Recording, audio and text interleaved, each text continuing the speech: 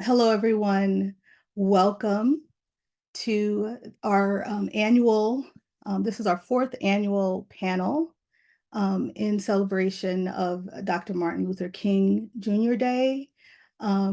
It's a panel on disability justice.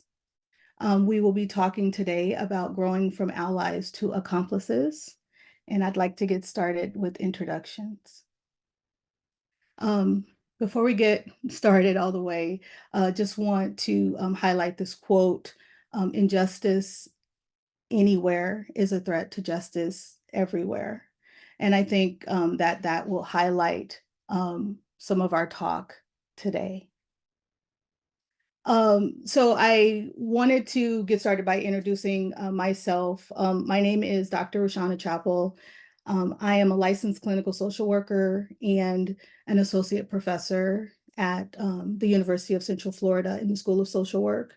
I've worked in the areas of clinical social work with people with disabilities and in mental health and crisis. And I'm also one of the co-PIs of the AHEAD grant for the Center of Disability Health and Wellness at the University of Michigan. So I will be moderating this talk today. Our first speaker is Tameka Citchen-Spruce. She is the lead co-director of the Michigan Disability Rights Coalition and a strong disability advocate. She will be talking a little bit about disability justice, and I will allow each of the speakers to add a little bit to their bio, but I just wanted to give just a little bit of background for each person. So in 2021, Tameka was an advocate, won the Advocate of the Year Award for ARC Detroit. In 2022, was an NACCD Betty Williams Equal Opportunity Awardee.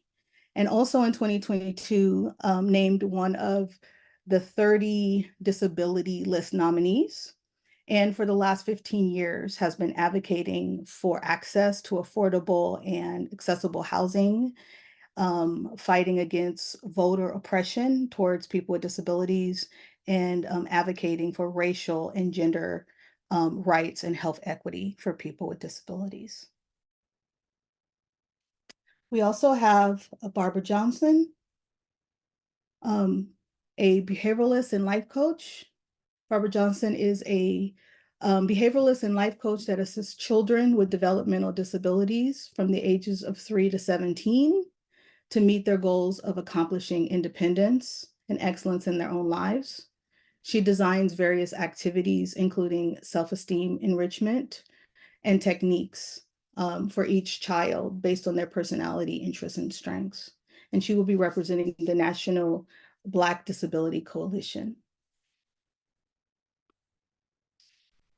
We also have Camille Proctor, the founder, executive director of the Color of Autism Foundation. She's also an advocate, a public speaker, a researcher, and a mom.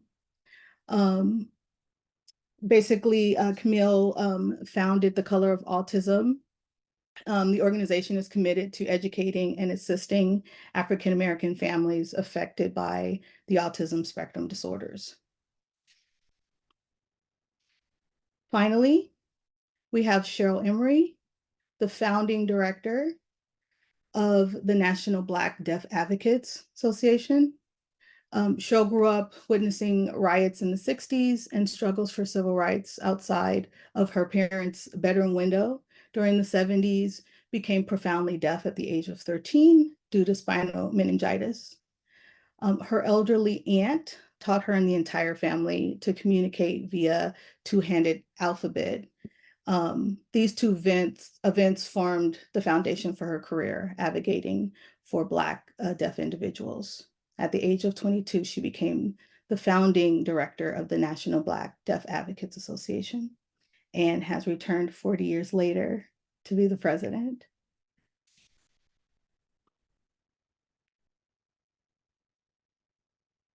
Apologies. So we're now going to move to the part of the presentation in which individuals share their own slides. There'll be a little bit of transition. So first, we will have Tameka talk a little bit about disability justice to set up our panel.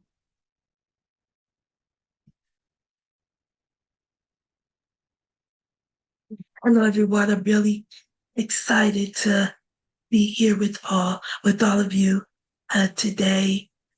Disability justice is really is a great framework, and that I bought that I've created my own activism, and just really laid down a great foundation for my activism. So I'm excited to share with you a little bit of what disability justice is, its principles, and so it kind of gives you set the tone for today's discussion.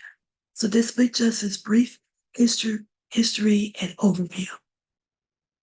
So what is disability justice?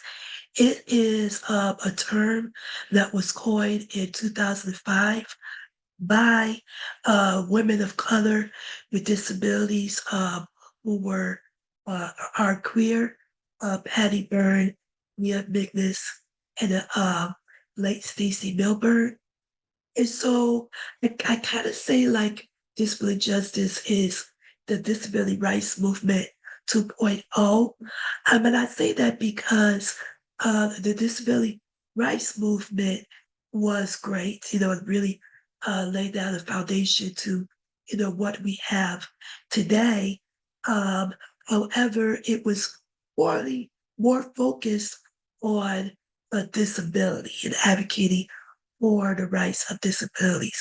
It didn't really keep an account for, um, intersections of how race and gender and class, or how sexuality plays a role in addition to the disability as it relates to the oppression of people with disabilities. And so disability justice really comes into play because it brings all of those intersectional identities that disabled people hold, and it keeps account as far as the advocacy.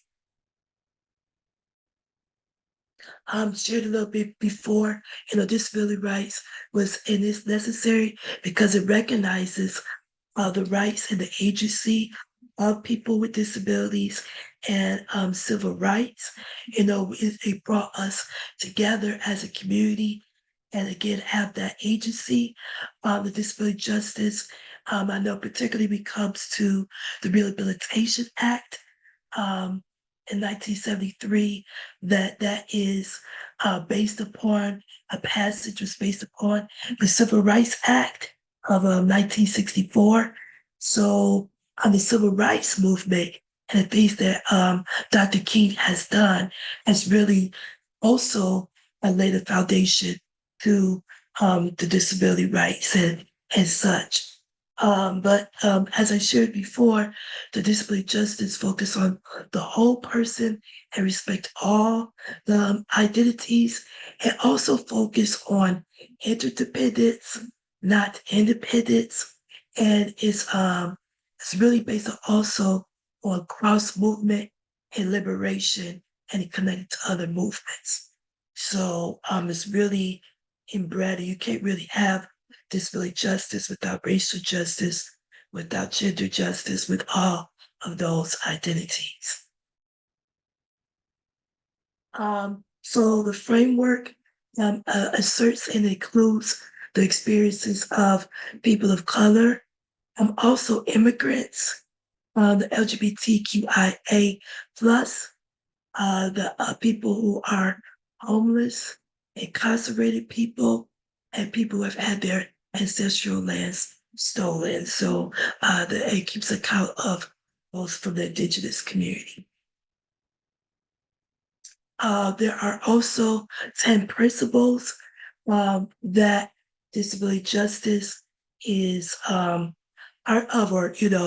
espouse on, and these principles was created by Sins Invalid. So the first principle is intersectionality. If you did not know, intersectionality was coined by the term from Kimberly Crenshaw. And so that really is talking about, multiple identities and how that relates to oppression. And so that's essentially what intersectionality. So that's the first, principle. Also, one of the social justice principles is that the leadership of those most impacted. So, instead of having a top-down approach where people who don't have those experiences controls what happens, um, that this principle, the second one, says that those who are the most impacted should be those in leadership. So that looks like, people with disabilities taking on leadership roles into, organizations that service people with disabilities or any other issues that impact disabled people. um, Anti-capitalist politics.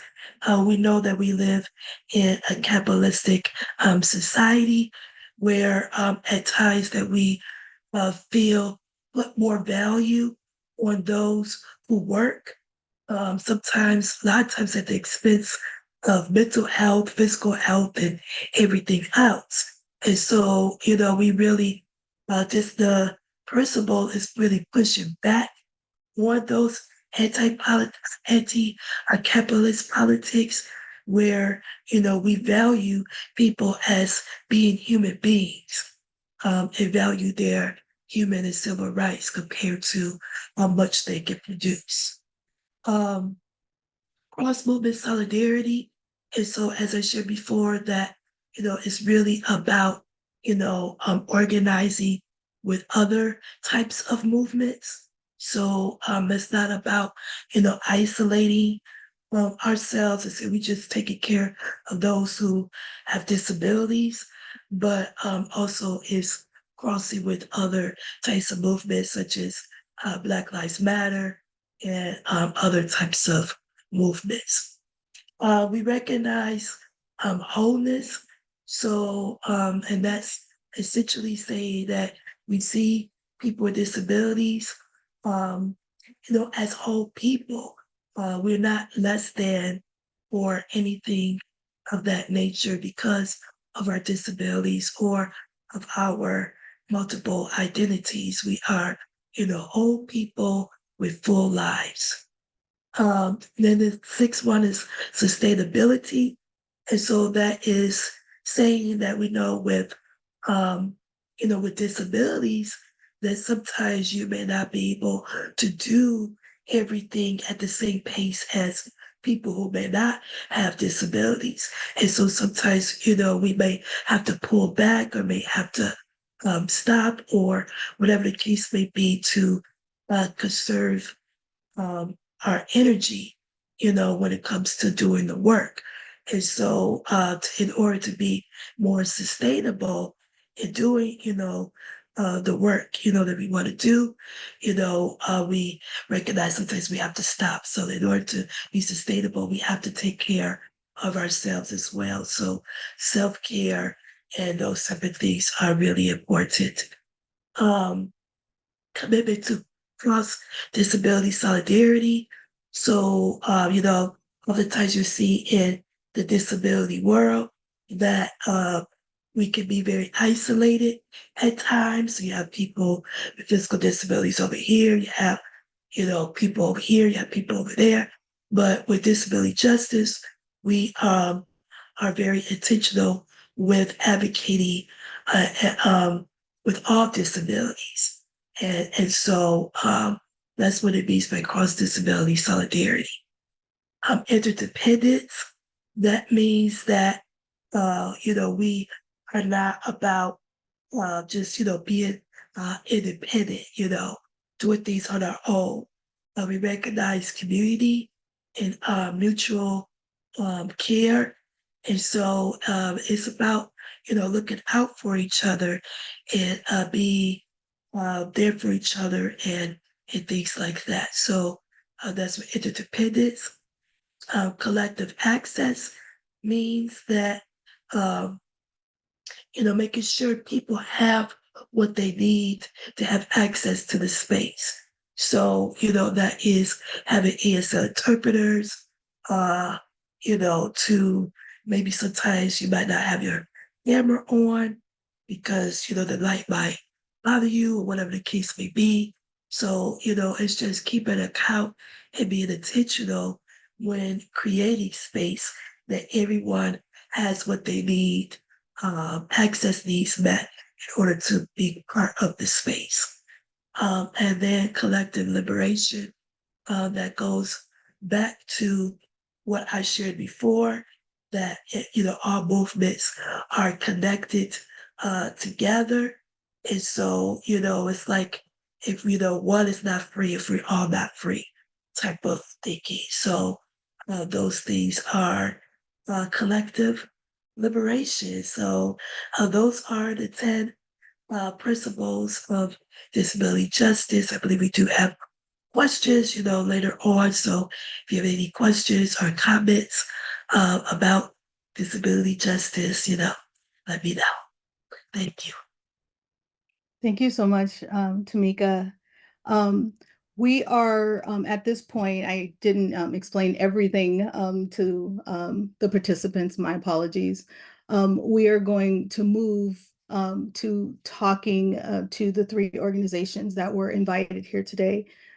Each of the representatives from the organizations will speak for about 15 minutes about the organization. We really, really want to highlight how people can get involved and something about what we all can do in thinking about kind of moving from this allyship and this foundational knowledge gathering to more of an advocacy base and being able to help our organizations and work in tandem with our persons with the disabilities.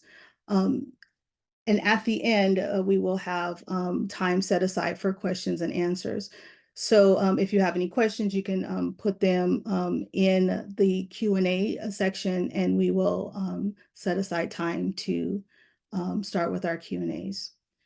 So I will allow our sharer to begin with the first presentation. Hello, I'm Barbara Johnson, and I just want to thank you for inviting the National Black Disability Coalition, also known as NBDC, to be a part of this panel. Okay, well, Jane Dunham is the founder and director of NBDC, and she's the reason I got involved in this organization. Now, back in the early 90s, I was working part-time as a personal care assistant for the New Jersey Council on Developmental Disabilities. On weekends, this organization provided free programs for people with disabilities. And these programs provided valuable information regarding policies, services, and support systems. However, there were very few Black participants. But this all changed once Jane Dunham got involved. Jane made sure that more Black disabled people were afforded the opportunity to participate in these programs, giving them the knowledge and power they needed and rightfully deserved. Having grown up in the South during the civil rights movement, I knew what it was like to be left out. I also understood that knowledge is power, and something we Black people in the South had to fight so hard for during the 60s and the 70s. Now, first, I would like to take some time for a little history. Now, during the 80s and the 90s, the Administration on Developmental Disabilities had several national conferences on race and disability. As a result of these conferences, several grassroots Black organizations were formed, none of which exist today. there were several problems. One was that there was an expectation that the administration would make a real financial commitment to these organizations. And when this did not happen, the organizations did not have enough funding to sustain themselves. However, it was these organizations that paved the way for organizations like NBDC. Now, NBDC began in 2000 out of a spinoff from the New Jersey Black Coalition. And the New Jersey Black the New Jersey Black Disability Coalition.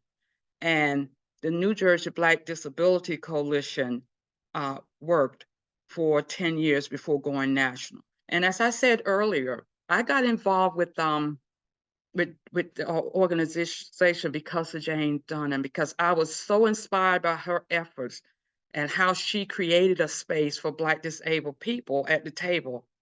And what started as a part-time job for me developed into a passion.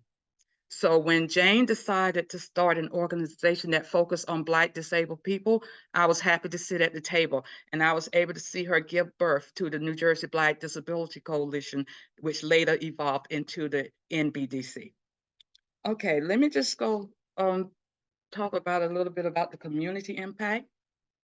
NBDC ensures that Black disabled people's lives are a priority in all spaces. We work to promote disability equity in the greater Black community by dismantling ableism beliefs and perceptions about disabled people. We will fulfill our visions of seeing Black disabled people participating as full members in our own community. Ableism is the discrimination and social prejudice against people with disabilities based on the belief that that people without disabilities are superior. So also NBDC acknowledges the work of other disability organizations. We have mutual relationships with many of these organizations. Now, all of these organizations do different kinds of work, but what is exceptional is that we respect the difference in each other's approach to the work. The work of the NBDC includes Black disabled families, Black disabled people and their families. Mainly, we look at Black disabled people who are the least of us in the communities. That is the poor and their families. And quite often, also middle-class families who know very little about disability services or rights. For Black families, the introduction to disabilities is a new conversation, not just for their own personal lives, but from the standpoint of their social and political lives. Okay, I'm gonna just talk about some of the things that that NBDC does in the community. First of all, NBDC work includes public policy issues, referrals and assistance, and mentoring individuals and families. Some examples, we give presentations on prison reform for rights and services for Black disabled inmates. We network with incarcerated youth program. We have hearings with the New Jersey Department of Corrections on services for inmates with non-apparent disabilities. We've done accessible format campaigns for Black literature. We partner with the Seeking Ways Out team in preparing disabled individuals living in developmental centers to transition to live in the community. And a stat that we are very proud of is that NBDC was able to work with over 1,000 individuals to help them transition from institutional living or the developmental centers into living in community-based housing. And NBDC drafted, introduced, and successfully advocated for a bill that required that the state of New Jersey would do an annual assessment of the needs and services of Black disabled people and their families. The bill passed into public law in 2015. We, as I said before, we provide information and referral services and also provide part-time employment, and references for Black disabled people and their family members. We act as a fiscal fiduciary on an ADA lawsuit for Black disabled individuals. We assist with international internships for Black disabled youth. And we sponsor the Vision Award that acknowledges Black disabled and non-disabled people who contributed to improving the lives of Black disabled people. We've developed and produced an access toolkit for Black faith and nonprofit organizations. NBDC networks with other Black disabled organizations, and we provide financial support for Black individuals and organizations. We also network with non-disabled Black organizations. We provide resources for non-Black disabled projects that focus on Black disabled population. NBDC has spearheaded initiatives to establish Black disability studies by drafting the format and instructions, and we have done presentations at universities such as Princeton University and Rutgers University. And also we do presentations at nonprofit and faith-based organizations. And for many of the nonprofit and faith-based organizations, there is no cost for the presentations or travel expenses. And we also financially support Black disabled individuals to attend conferences. Now, I'm gonna share this. Earlier, I said that NBDC had partnered with the Seeking Ways Out team to prepare disabled individuals to transition from institutional living to independent living in the community. Now, this is an exercise that NBDC has used to help with this process. We do recognize that people with intellectual and developmental disabilities, or IDD, often have fewer opportunities to create and maintain friendships. And it's not uncommon for them to actually consider their paid staff as friends, and that can be problematic. So what this exercise does is this exercise is used to help the individuals with the IDD identify the people in their lives, and they're able to place them in the right circle. Okay, the NBDC founder, Jane Dunnan, she learned the basics for disability justice from its founder, Patty Byrne, some 25 years ago. According to Patty Byrne, a disability justice framework understands that all bodies are unique and essential, that all bodies have strengths and needs that must be met.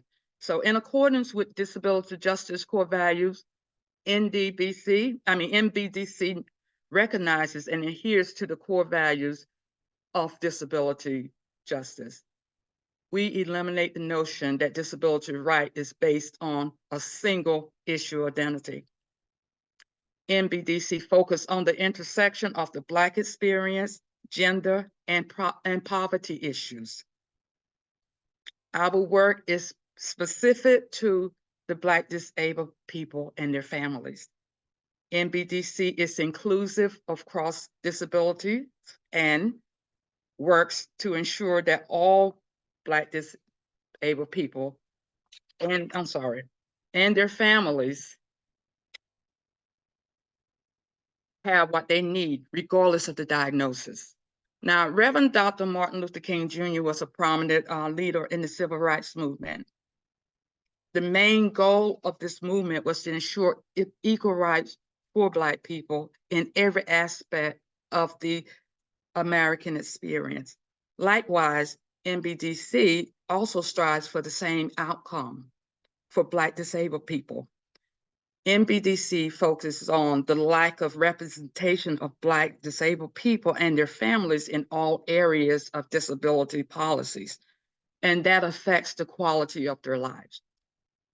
Our goal is to secure full participation in every aspect of the American experience for all Black people with disabilities. Now, if any of you know anyone who's having disability-related issues, please let them know that MBDC is here to provide support and also tough love. And we can be reached at blackdisabilities.org. Thank you.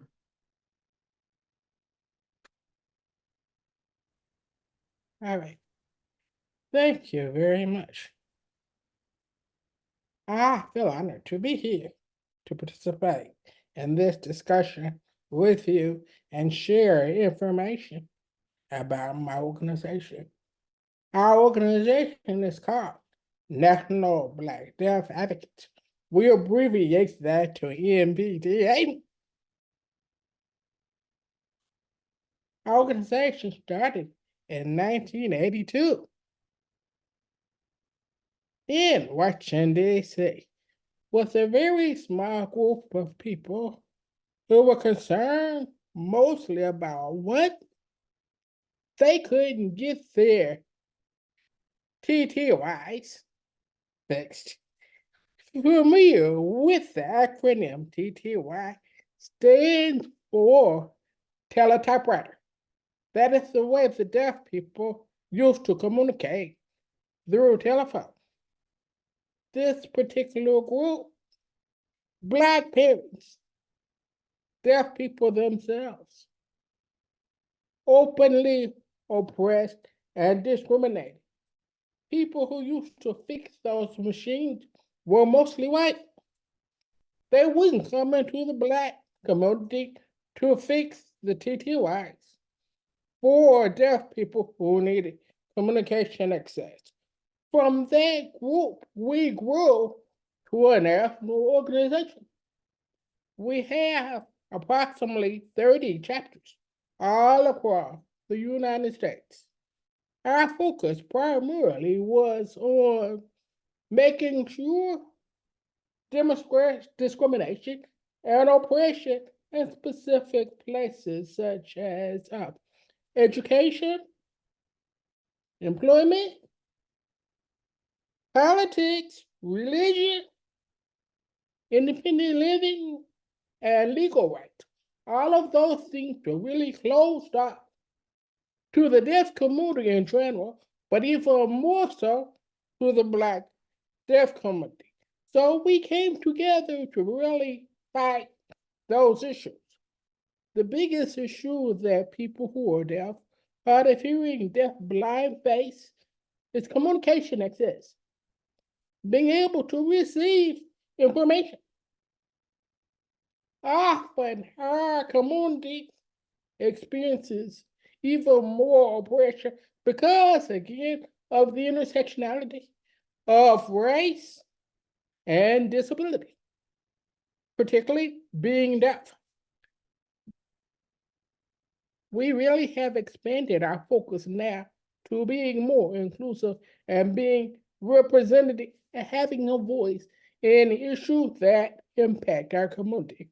We're really open to everyone, regardless of their race or regardless of their hearing ability.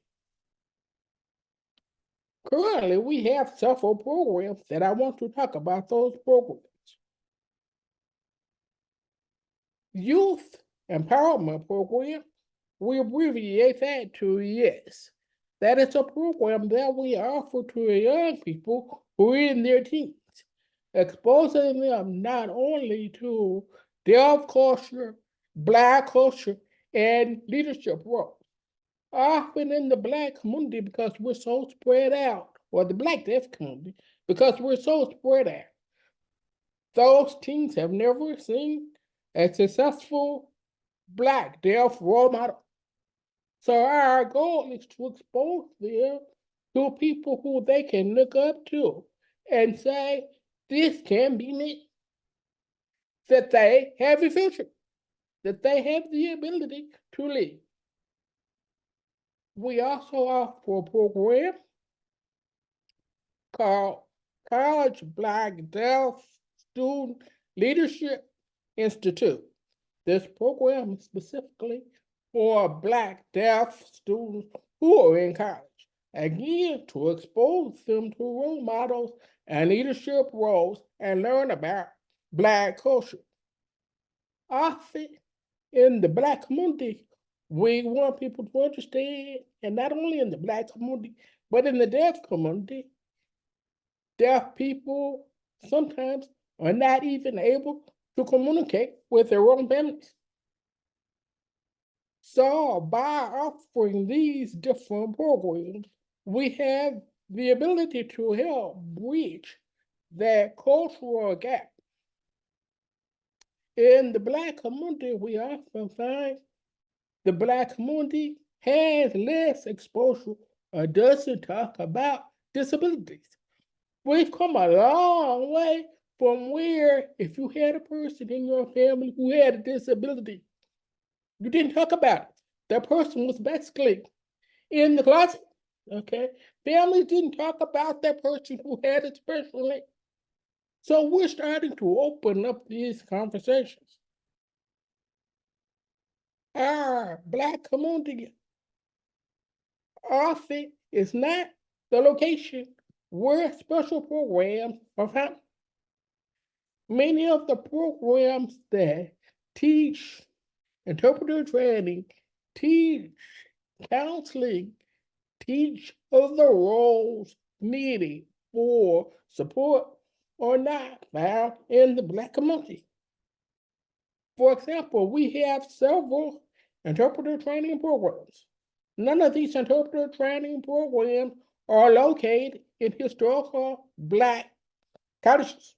None.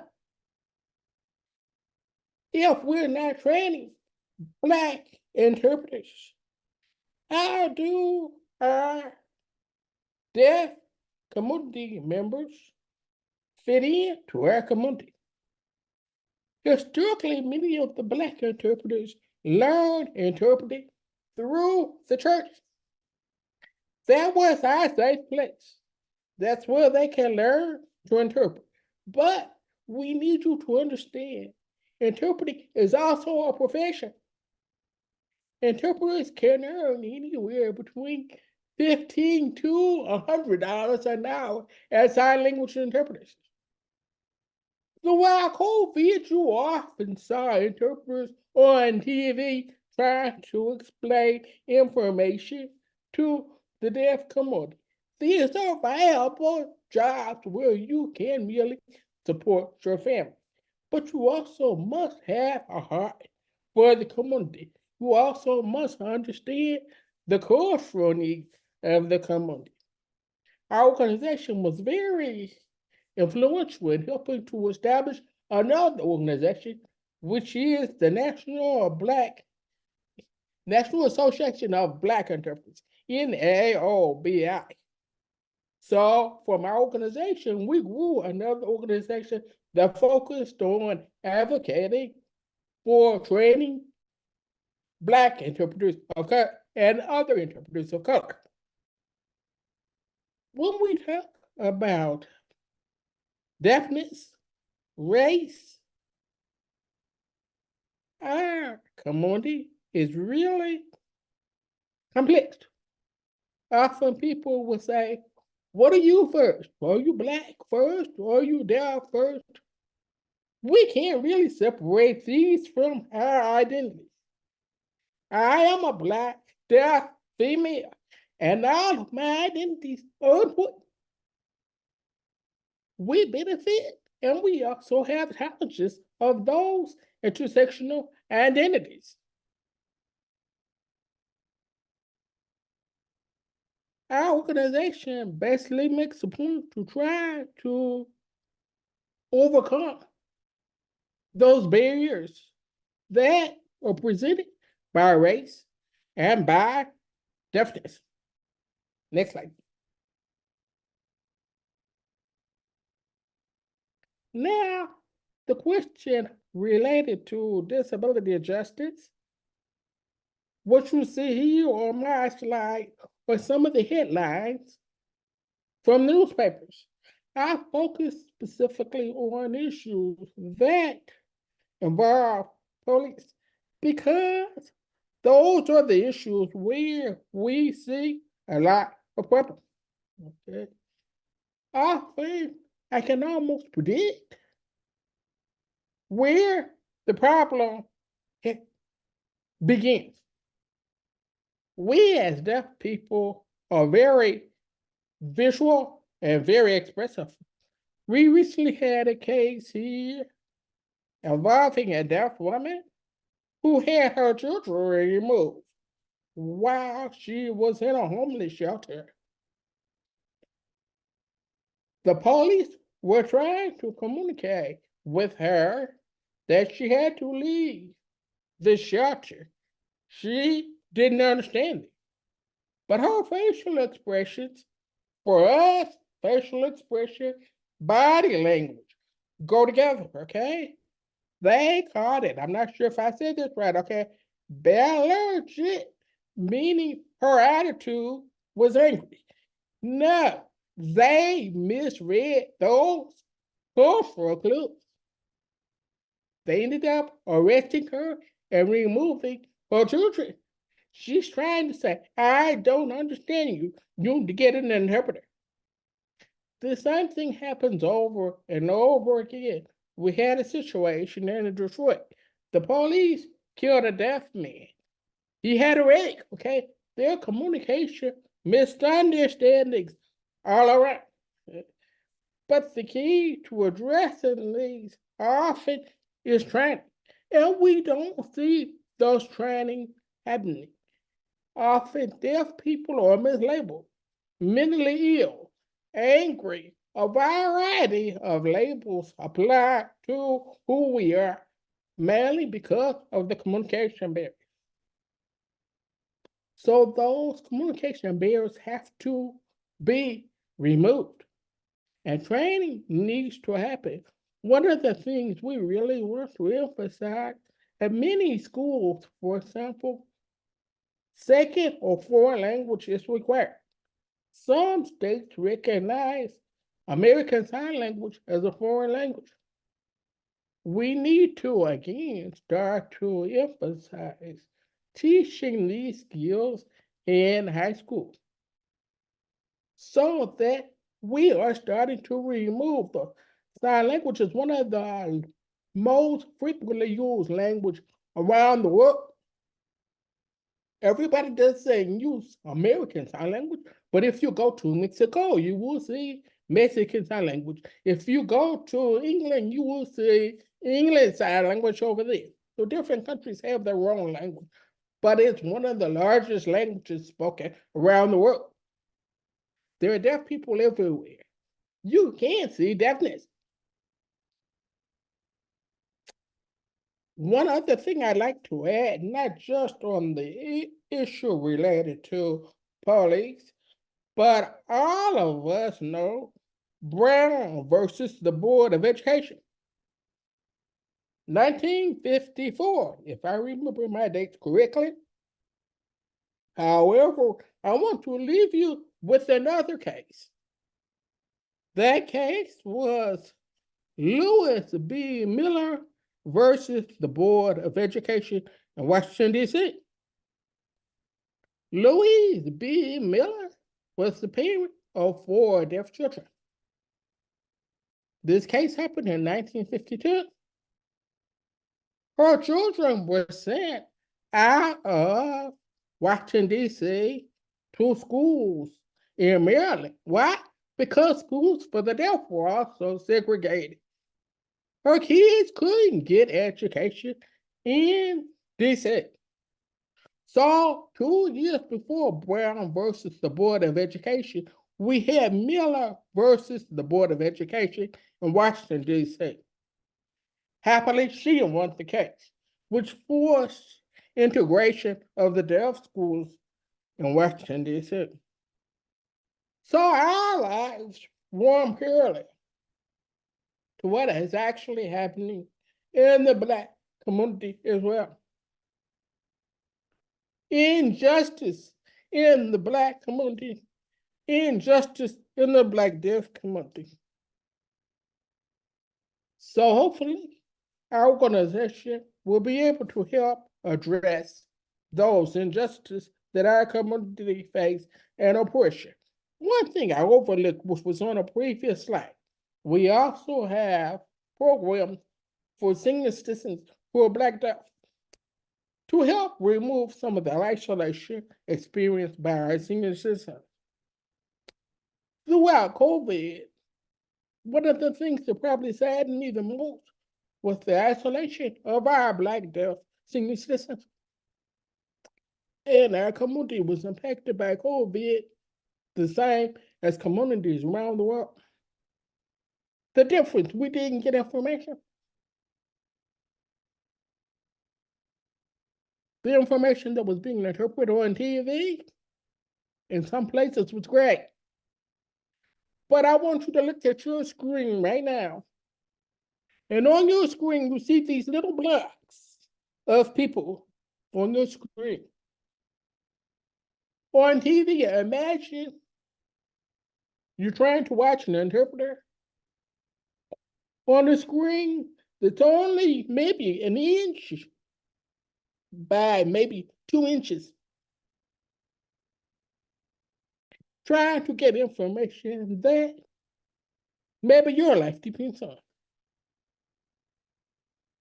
The television stations didn't know how to video the interpreters. So education really makes a difference. For us, information access is disability justice. Thank you. Thank you so much. Appreciate your comments. And finally, we are going to have Ms. Camille Proctor present on the color of autism. Hello, everyone. Thank you. I am delighted to be here, and I appreciate everyone's participation. So I'd like to talk about empowering families in underserved communities because there's strength in diversity. Next slide, please. So the Color of Autism Foundation is committed to supporting families in underserved communities with children on the autism spectrum. I founded the organization in 2009. Next slide, please. So why we were founded? The reason I founded my organization is not just because of my son's diagnosis. It was effectively how the rest of the community treated us. And when I say rest of the community, there was blatant misinformation in the Black community. I didn't feel supported. So when I would go to support groups, the support groups would be all white people. And so no one could answer questions, the questions that were important to me, like what's going to happen when my son's like 12. Most Black children are seen, out of the womb, they're menacing. So if he's still non-speaking, how am I going to protect him from harm from the police or from anybody? And so I was deemed a Debbie Downer, and they politely asked me not to come back, which I didn't really care. But then also talking to people about, in my own community, them saying things like, he'll grow out of it, boys are slow, don't you worry. And I literally had to fight to get a diagnosis for him. And I was able to get it for him, thankfully, at 2 years of age. But the fight wasn't over, because at that point I had to fight to get services for him. Because at that time, my son's now 17, so we want to take you back to 2008. Services, most of the things that would have been beneficial to him was not covered by insurance, which meant that I had to pay out of pocket. Daycare providers will not watch a child that can't communicate. In their eyes, that's a problem child. So here I sat with a 6-figure income that I had to walk away from because no one would watch my child. And I needed to support my child. And so for about 2.5 years, I lived off my retirement and my savings just so I could take care of my son. And I felt like this was something that I was able to do, but I knew that the average underserved family couldn't do something like this. Next slide, please. So what we do. So we're a national-based neuro-affirming nonprofit 501c3 organization. We're neuro-affirming because it's very important that families embrace who their children are. They are autistic individuals. They are raising future advocates. They are raising community members. In this neuro-affirming, I'm so sorry, I have to pause because my son is arriving home from school and I have to go get his bus. I apologize. You could give me just 5 minutes. I'll be right back. I apologize. Okay. We are going to take a moment to look at some of the questions while we're waiting for Miss Camille to return. I think that was kind of a perfect segue into understanding kind of the difference between a professional presentation and needing to see about your son. So there are a couple of presentations here. A couple of questions here. Looks like there's one open, and anyone can answer this question.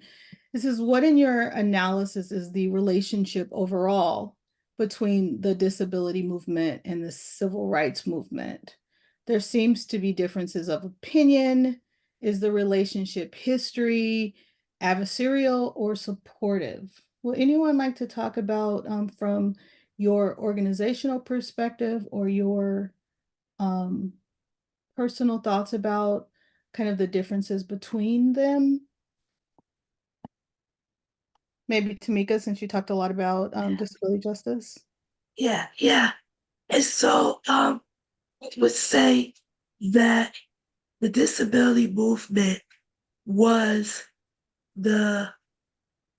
it's part of, I would see it as a supportive. It was, and what I mean by supportive is the extension, a part of the civil rights movement, because what the civil rights movement did, it really laid down another, more had a foundation, it created a foundation with the Civil Rights Act of 1964, and and those type of things. And so I would see it that it's relative to disability movement, is related to the civil rights movement. The main difference between the two is that the disability movement was fighting for the rights of people with disabilities, and the civil rights movement, based on what we know in the 50s and 60s, was advocating for African Americans civil rights. So, it's like two different big groups that they were advocating for, but it's still is part of the same thing, and that makes sense. Yeah, thank you so much. What we have found historically are when groups are trying to advocate for rights, they are very focused on getting rights for their organization or their group. And it doesn't mean that they have an adversarial view of other organizations. It's just that a lot of times we don't know enough about all of the other organizations. And so we are very focused on getting rights for our organization or our group.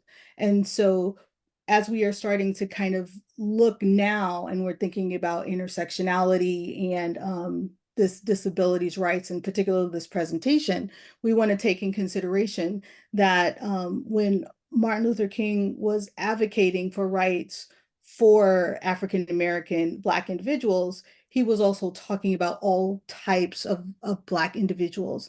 And what we know is when we're thinking about the various organizations and the various groups, when we advocate for one group, it usually will offer rights for other groups. What we need to do is make sure that we continue to stay inclusive instead of excluding groups. It looks like Ms. Camille is back. Would you like to continue your presentation? Yeah, and I see some questions. So Bonnie, let me explain a couple things. In the Black community, there's a huge disparity of dissemination of information. And unfortunately, there's a lot more misinformation due to ableism. So the nonprofit itself is geared towards family, and we do assist individuals, autistic individuals. However, for us to be effective, we need those individuals to lead the programming. And we haven't found someone who could consistently lead a support group because, as you know, autism isn't linear. So you have to have a support group or programming where everyone can participate and feel comfortable participating. And we've tried, we just haven't gotten there yet because everyone has different experiences. And so we do primarily focus a lot on the parents because the parents are the people that have to lead by example. The parents are the people that have to support their loved ones on the spectrum. The parents are the ones who have to accept who their children are and stop having these conversations about, "Ooh, he's so intelligent. He can do calculus and he's in the crib." But at the end of the day, if you're not supporting their social emotional needs, you're not supporting that child correctly. Parents often, especially Black parents, just out of, I think, and it goes back to slavery, those who were deemed weak were killed. So we have this protection mode that we're so busy trying to mask who our children are that we're not honest about it. And so it's our belief that the parent should lead in that admiration of the child that they gave birth to. Because at the end of the day, that's still their child. There's nothing different about that child. That is still their child. So we put a lot of emphasis on that by providing tools, introducing parents to practitioners that look like them so that they're able to ask the right questions, teaching parents how to collect data on their children so that way they can support their children better and look at antecedent behavior so they can be the best support system and best advocate for their child. And also taking what they learn, because we do parent training. We do a series of different types of training. Next slide, please. And part of our core programming is called Spectrum of Care, and it's wraparound services.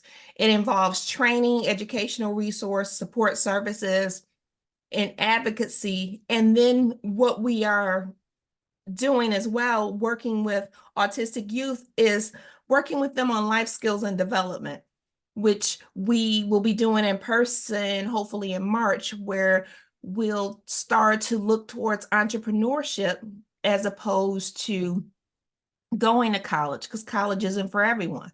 So we want to tease out the skills that a lot of individuals have to see if they can create their own pathway to financial stability through some of the things that they already know how to do. Again, we have a family-centric approach, and we believe that the family are the leaders in the community, and they will bring the community together. The stronger we are, the greater we are. The informed parent is an empowered parent, and a more informed Black community is an empowered community. I don't know how many times you've talked to a Black person who might have a child on the spectrum, and then they'll say, "Well, he has Asperger's." And then I'll just look at them and I'm like, "That's not a thing." And then they'll say, "Well, the people said," and like they'll name a whole bunch of things because they think that sounds better. And I'll say to them, "Do you think a man that tortured autistic people during World War II named Asperger sounds better than autistic?" Because that's what he did. He tortured autistic people, and those who were weak, he killed. that's one of the reasons why they don't use that term anymore, is because that person was a villain and a Nazi sympathist. So I just like to put that out there. So the next time you hear someone say that, tell them, please, no. And one doesn't make the other better, because you have people who have greater supports needs. And I think it's important for us to be uplifting of those who don't have greater supports needs, because they will lead the pathway for those who can't, or those we think can't. Because believe you me, the autistic adult, the autistic person, period, has more empathy and love for that person who has greater supports needs. And I think we always encourage our parents to, I mean, it sounds silly, but befriend an autistic person, because there's lots of them out there. Get to know them and have them help you along on your journey. Because there's nothing like lived experience to give you the guide. The Black autistic experience, from what I know, is a little bit different from the white autistic experience. Most Black autistics, no offense, didn't have the luxury of having parents throw money at someone that was basically giving them conversion therapy, which in turn made them hate their parents. Black families didn't have that. And I'm not saying that's a good thing, but that's part of where that anger comes from. We move a little more organically. We hide. So it's a different experience. So we think that cultural sensitivity and inclusivity is very important. And we've trained over 700 families nationwide. Next slide, please. So, as I stated before, building efficacy in underserved communities is really important. It's very important that we are able to make the connection with families, because we consider ourselves a connecting thread to family services and other families. Next slide, please. So everything that we offer is free. We have free parent training, which meets five weeks quarterly. Our next one starts this Saturday. And then after our parents go through the 5-week training, which is just an introduction to therapeutics as well as providers of color, we have a positive discipline class for autistic children, which is led by an autistic woman. And for 8 weeks, she takes them on a journey of how to give positive supports to their child. And we also have just started a peer support advocates. And this is a program that we've developed to put parents back into the community with all of the information they've learned. So again, it comes full circle in regards to us bringing the community together in a holistic way. Next slide, please. And again, it's important that we shift the mindset in underserved communities. We aim to change the perceptions about autism. If you ask a person who's someone that's autistic, they'll immediately say Elon Musk or Temple Grandin.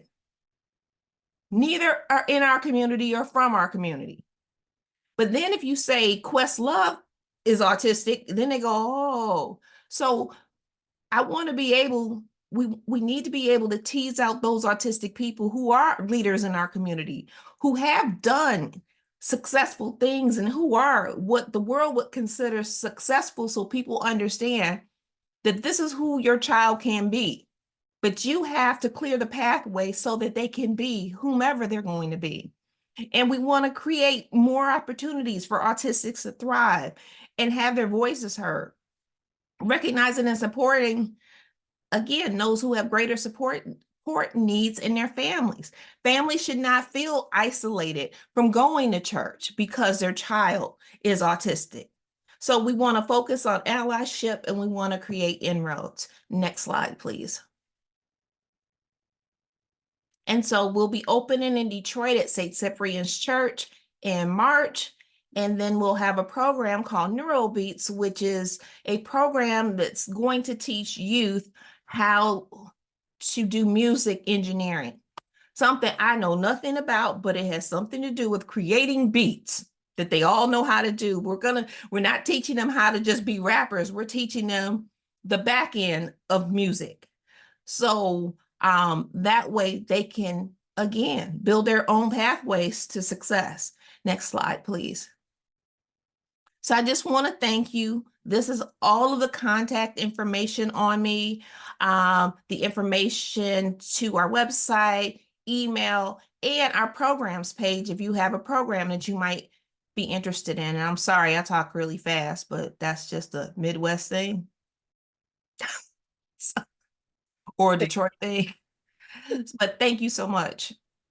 Thank you so much. Appreciate all of the presentations. So if we can go back just to the regular page. So we have about 15 minutes. Usually we are not on time, and even with our technology glitches and all of those things, we are right on time to just have some time to share, some time to ask questions, and just to think about kind of the needs of our Black disabled communities. So there are a couple of questions that are directed to you, Camille. One a question by Jordan Johnson asked, does the color of autism help support other organizations, build family support groups, and or travel to other cities to bring educational workshops, courses for families that these organizations serve? If so, how do we contact Camille directly? So we do our programming, our parent support training is virtual. So you can join from any place in the United States. We have traveled to other cities and done in-person workshops, but it's also in conjunction with one of our partnerships. Just because of the nature of things right now, because I do have a lot of people that come to me going, can you help me start my nonprofit? And unfortunately, the answer is no, because we just don't have the capacity. We just don't have the capacity because we're just really super busy, which is finally a good thing. Thank you. And then this is looks like a little bit of a comment. This is from PF Anderson, another one of our partners with the center. She says, I'm just blown away by Camille's phrase, those who were weak were killed. I finally understand with less internalized mom guilt why I taught my ASD child how to mask before I taught them they were beautiful and talented and a treasure. I was trying to keep them safe. I know better now. I do better, but now I wish I'd known better sooner. So just a comment. It looks like all of our questions have been answered. I'd like to open the floor to the panelists. If you have any questions for the other panelists or any types of comments, any of that, we will welcome that.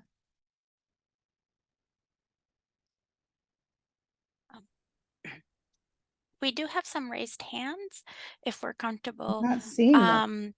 Oh, Okay. no, that's okay. If we're comfortable allowing people to talk, is that okay? Absolutely. Yeah, that's fine.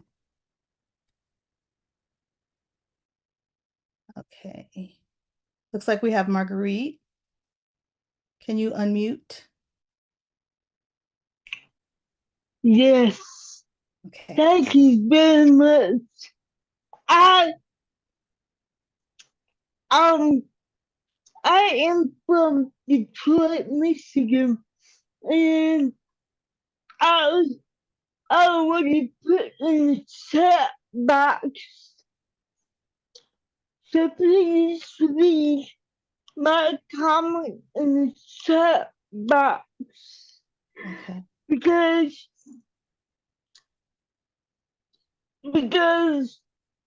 some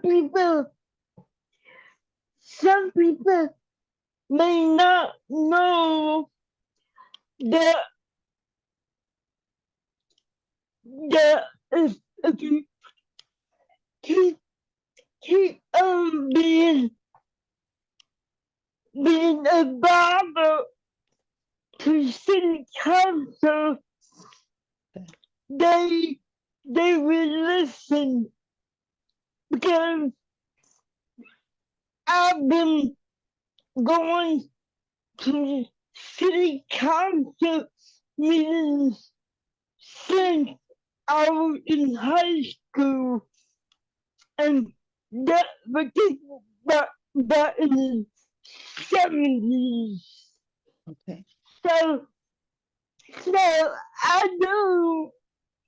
I know how to be consistently and to get to my point without with the scrambling around.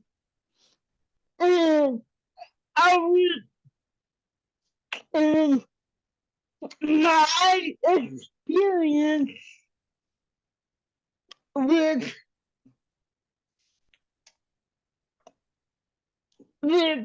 people who do not understand the Black dialect language, because the Black dialect language is different from English, Okay. from American Sign Language is together no matter what.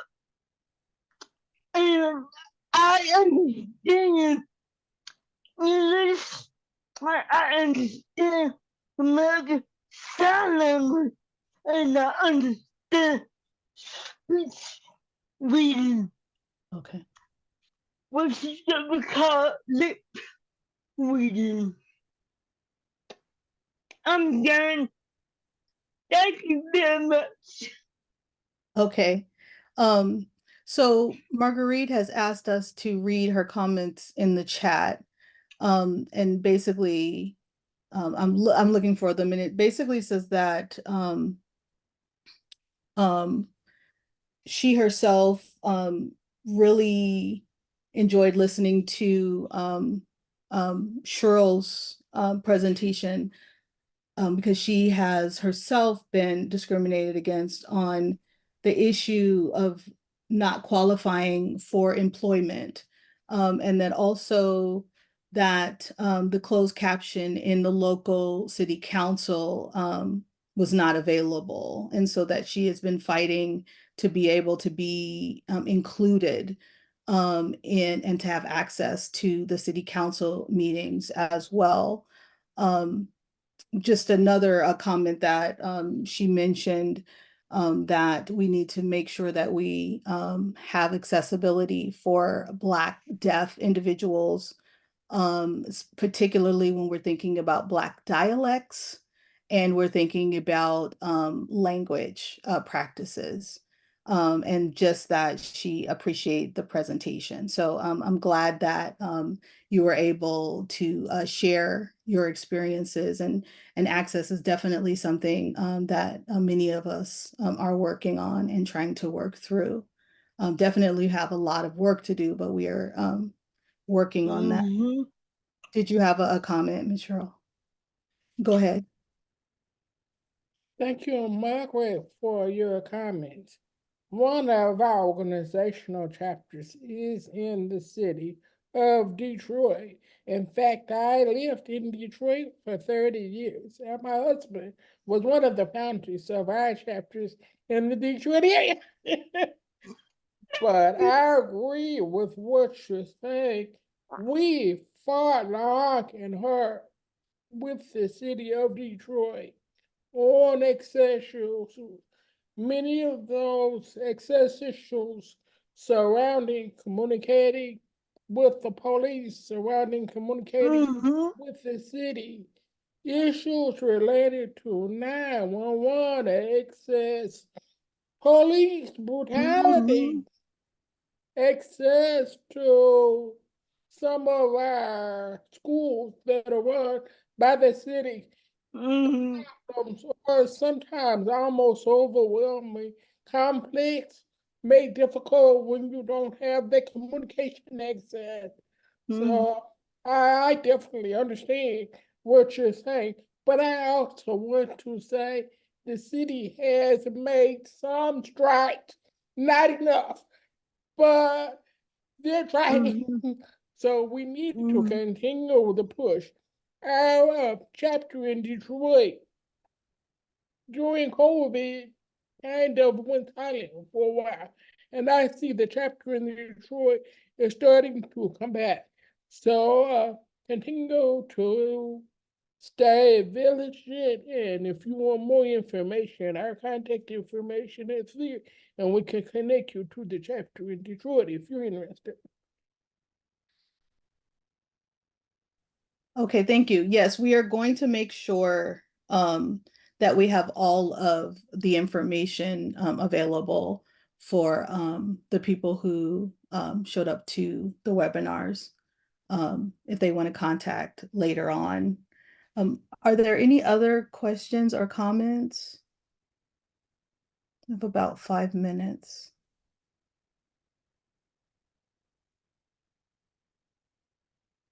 Okay. I just wanted to again thank everyone for attending and presenting. I am so excited to see this group today and definitely representing the Black disabled community. I neglected to say in the beginning when I was introducing myself that I do not personally live with a disability. But I, like Camille, came to the community because I am the mother of a Black deaf woman. And that's how I became a social worker, by trying to figure out how to advocate for my child and learning sign language and all of those things that moms do. Wonderful for me and her that she is now an adult and herself a social worker. And so I now get to advocate for other kids. But if there are no other comments or questions, oh, there's a raised hand. Yes. Let me see. I apologize. I am not seeing the raised hands or anything. So if there is a raised hand, we can go ahead and have that person ask their question. I'm sorry. Yeah, it doesn't look like there are any other questions. We were able to answer those. Wait, here's one. Just basically says, hi friends, and thank you for your presentation. I look forward to future endeavors and hope I can be in support of all of you. So I think on that note, everyone is saying hello. And that they appreciate the presentation. I want to be mindful of everyone's time, and thank you all so much for coming, for presenting, for having us think about other types of disabilities and organizations and way to advocate for the Black disabled community.